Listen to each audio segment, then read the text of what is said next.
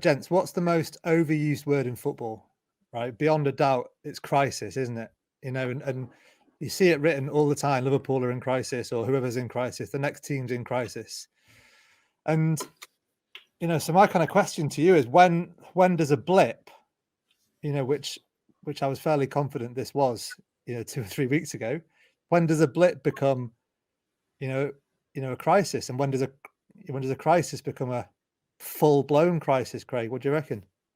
Well, I think Frank Lampard had an absolute crisis. He's gone out the door, which was interesting, but Yeah. and that was inevitable, to be fair. I mean, we'll talk about that another day, but I think we are in crisis mode, Steve. I think you're right. I think it's gone past the blip now. You've looked at a lot of these games in different ways. You look at the 2 fixtures against Manchester United and think these are games that can get the spark back. These are games that can give us the momentum that we need. A goalless draw and a valiant 3-2 loss, if you want to call it that. And then Burnley, I think that for me is just the most Liverpool thing ever, that the home record gets lost to a late penalty against Burnley.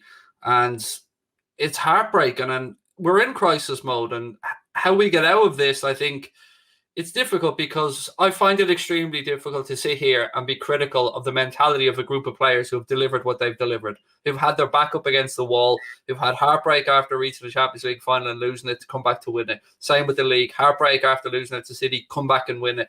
So as fans, we have no right to question the integrity and the heart and the desire of these players. All I can think of is it's a mixture of burnout, it's a mixture of pressure, and it's a mixture of what Jamie Carragher and Gary Neville spoke about, that maybe this 3-4 year cycle is starting to come to an end, which only lends, I suppose, more credibility to Klopp's call to bring in a centre-back. So I think we are in crisis mode right now. I think that's my take on this anyway. I think we're not yet, but the Spurs game is the one for me. As I said before, I think if we lose the Spurs, that's when we're looking at things and going, yeah, we're in a real crisis here. Top 4 is going to be tough to get. That's what our focus will be. I think that's where everything will shift. I think if we beat Tottenham on Thursday, we've still got a chance. Things will start to look a bit better for us. Obviously, as you say, it's the start of a difficult run, and hopefully there'll be an upturn then and a change in form. However, I think if we lose, that's when we have to look at things and go, you know what?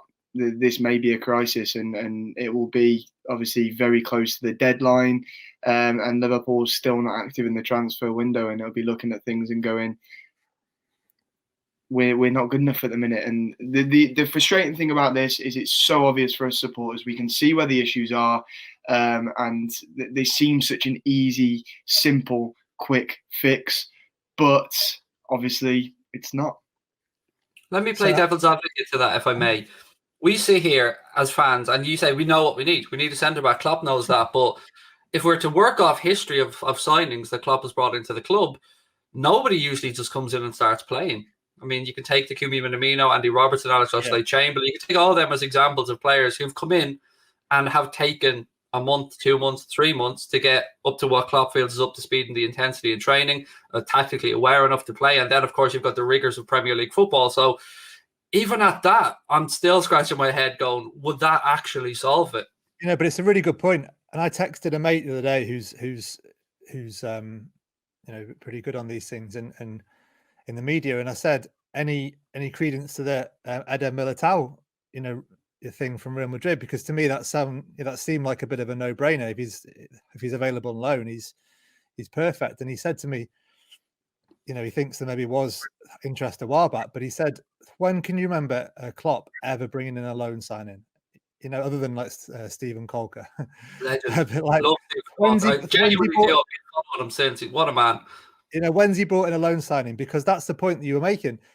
It takes such a long time to get up to speed with the way Liverpool play that a loan signing just would be fairly pointless. And I think the same thing probably applies to the sort of short-term, Socrates, Ragnar Klavan type thing as well, which I don't know that I necessarily agree with that. I don't. I think there's some logic in there that I just don't think they're going to do that.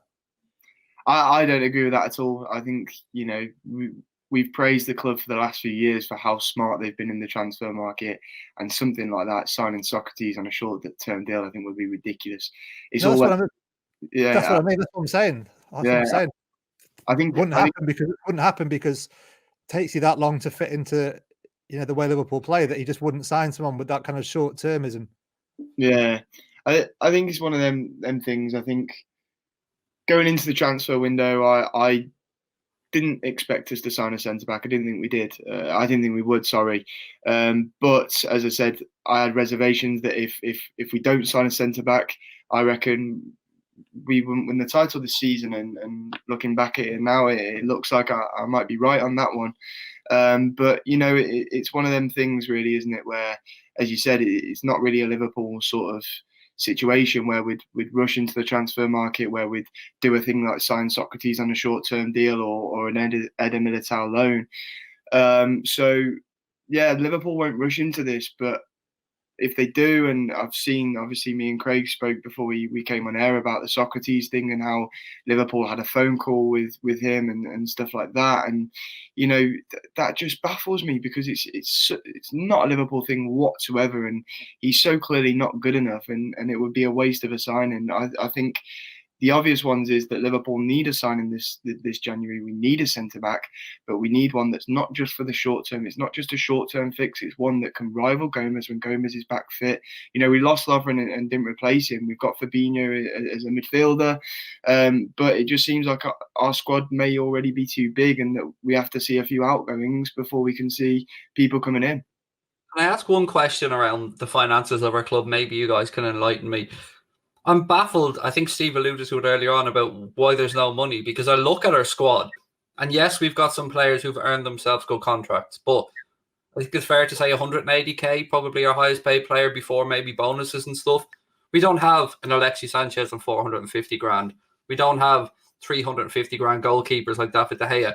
And yes, Manchester United are a different financial animal altogether. But how can we have no money? I'm genuinely baffled. I honestly don't see it as that. I genuinely see it as, and there's been a few, obviously, whispers in the media that Liverpool are planning one or two big transfers this summer, and I honestly believe that's what we're planning. We're putting money away for 4 big transfers. It's more like not getting value in the market in January rather than not wanting to spend. Absolutely, yeah. I think that's the case. It's totally more about how in January you're paying more tax to get players, because players want to keep hold of their players until teams want to keep hold of their players until the end of the season.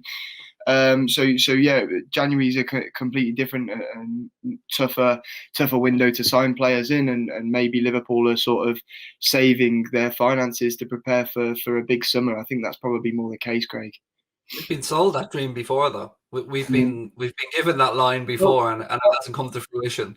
I remember the other day. I came to my mind the John Henry video after we won the Champions League, where he does a video of Sky, and he promises how much money he's going to start pumping into the transfer window, and says that we're going to go and we're going to spend loads of money and we're going to get new players in. And that window we didn't sign anyone. Yes, of course, it became fine because we won the league in the summer. I think we made a couple of good deals. Bringing Jota in, of course, has proved to be fantastic. The Thiago deal seems an absolute steal for £20 million. But for a couple of years now, we've not had the backing. We've not really gone anywhere in the transfer window. And I feel like this summer has to be a big one. So, it's one of them. I think for me, it's more the fact that the January window is an inconvenience, and it's difficult to sign players. And as Steve said, the value of things, everyone knows we're desperate for a centre back as well. So that's an additional tax on it. Yeah, that's it. Like you call Brighton up for Ben White, and they're saying, "Well, yeah, you can. Yeah, you give it 70 million quid or something daft." Absolutely.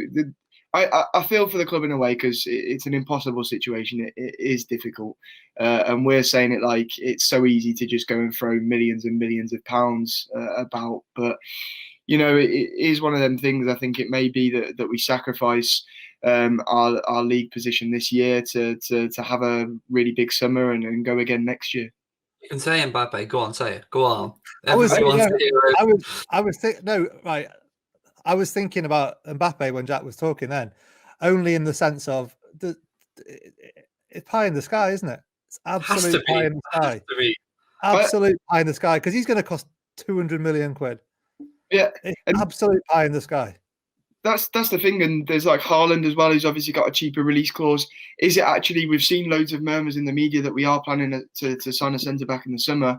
Are we going to go huge in the summer for a centre back and go for a long term quality young partner for Van Dijk? Because obviously Gomez, we know he's a fantastic player, but he does seem to have these injuries every single season. And as Klopp sort of looked at it now and gone, no, I want to sign a quality centre back partner for Virgin and see where that goes. So, you know, it could be one of them, or it could be a Varane or someone like that. You just never know. That I know.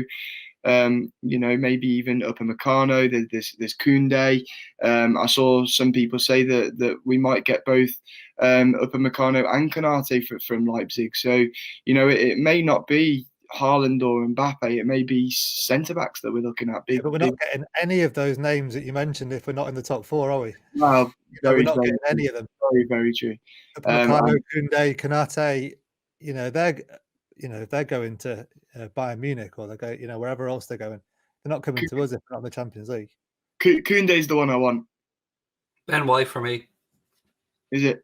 I'm not sold on Ben White. I'm really not sold on him. And, you know, for me, the reason no on Ben White is the tax that you pay for a Premier League player as well. He's English. You're paying over the odds for what I think is a good centre back. He's good, but nothing better than that. I think, you know, I think we need to sign a world class centre back to really put Joe Gomez's place in under pressure. And not even just that, it gives us an opportunity to rest Van Dijk when he's back. You know, he's just come back from an ACL injury. He's not gonna be able to play as intense schedule that he was before the injury. You know, we're gonna have to manage his fitness very, very well. And by bringing in a world class centre back like Koundé, like, you know, Upamecano, somebody of that caliber, you're really putting pressure on Joe Gomez too, and you know. Helping our options. There's one more outside name I want to just throw in the hat there, and that's Pau Torres from Villarreal. I've been watching him, and I think there's something there of good value, but he's a bit lightweight, I will admit that. And I know the problem with Ben White, from what I've read about the club scouting report, was they're a bit iffy about his aerial duels, because I think he's only 6'2", 6'3", which in the Premier League is small for a centre-back. I don't think do even think he's that. He's sort of 6'1". I think he's not a big lad at all, Ben White, but he looks like he's got a bit about him. But for the money you'd have to spend on Ben White, you'd want someone ready-made who's going to step in and be, you know, elite level, wouldn't you? And I don't know that he would be that. You know, it might be in a couple of years, but I don't know that he'd be that straight away. It's always funny sitting back watching the Napoli president Di Lorenzo talking about Koulibaly every year. This 100 million quid bid's never coming. They just realise that it's never coming. It's the age thing with Koulibaly as well. You know, obviously, I don't see us signing him for that money with his age, and I don't see any club doing it, to be honest with you. So, yeah, it's a difficult one.